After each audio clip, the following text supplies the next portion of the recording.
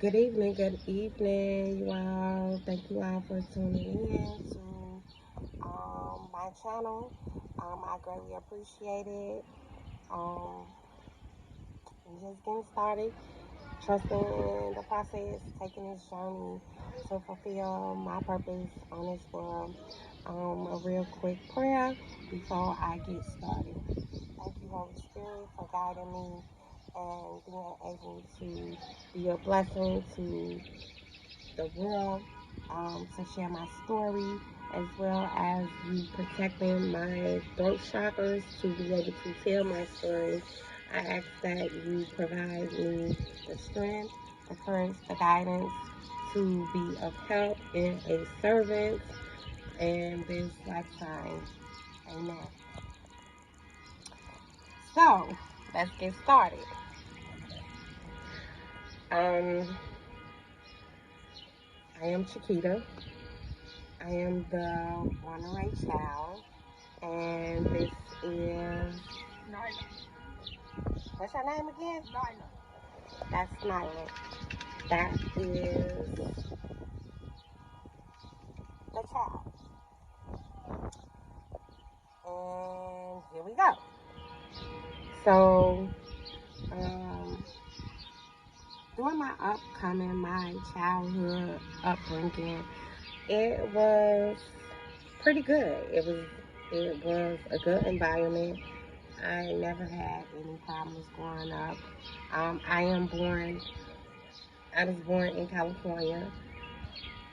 But, my other half, my dad's side of the family, they were from Chicago. Not sure how that has transpired with, my mom and my dad conceiving, you know, making me, um, somehow, some way, I ended up being born in California. That's fine. I never knew anything about California like that. During my childhood upbringing, I was raised in, Chicago. So Chicago has raised me. Um, During my childhood, I can say in, my household, my mom was a boss. My mom, did everything that she could possibly do to raise three kids. I am the middle child. I have an older sister and I have a younger brother. And she did everything that she could possibly do to protect us, nurture us, and, provide for us. So salute to Mama Duke. As I got older in my life, it was something within me that I could never, I felt like I could never follow rules. It was just something in me. I wanted to do my own thing, be my own person. And it was like I never followed rules. I was like that to, I became that way when I was like maybe 12 or 13. So, you know, 13 on down, at the age of 13 on down, I was very compliant. I grew up with, good grades, everything of that sort, A's and B's student, gifted programs and whatnot. But it was something within me that I couldn't follow rules. I couldn't follow authority. I always had this burning sensation within me to do what I wanted to do on my own. And so when we moved from California to Chicago, it was something about the atmosphere. I can say that. I would say from around 12, 13. Mind you, during that time of me being here in Chicago, I'm learning the people. Now, I never was raised and grew up in California. I grew up in Chicago. And so I had a mentality of kind of somewhat bougie. Like, I'm light skinned, I'm from California, whatever the case may be. It was just something within my DNA that I didn't connect in Chicago with, right?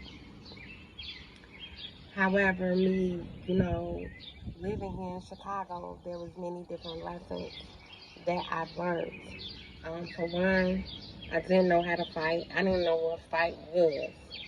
So, there was a particular area that I, kind of lived and grew up in. I would say from kindergarten to kindergarten into my 6th or 7th grade year. And so in this area, it was well known under the 6-point star. And I had friends. However, I did shit that, being young, I'm pretty. I'm light skinned, right? So being young, excuse me, being young, it was like,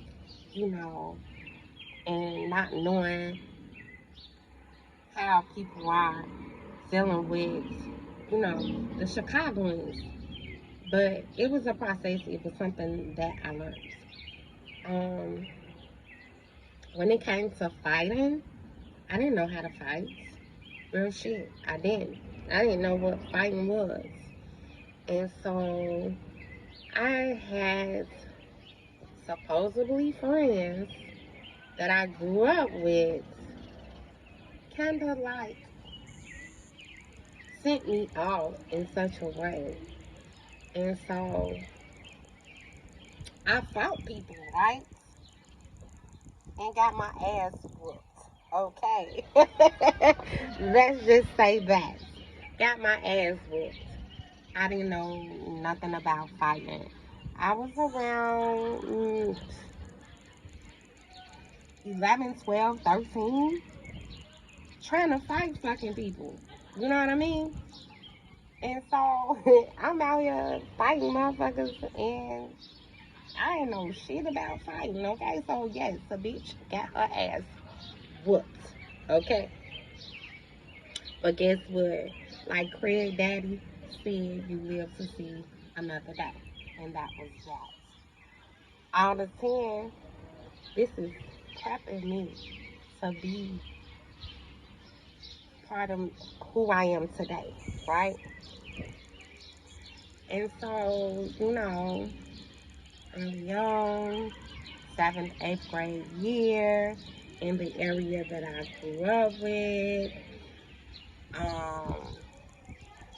I started to connect with my dad's side of the family. And that is when I became a rebel. I started to do things on my own. It was always something within me that I didn't want to follow anybody else's rules because I felt that this wasn't it. And I had this burning sensation of it's more to it than life than this. I'm sitting up here fighting, coming from California, that stuff.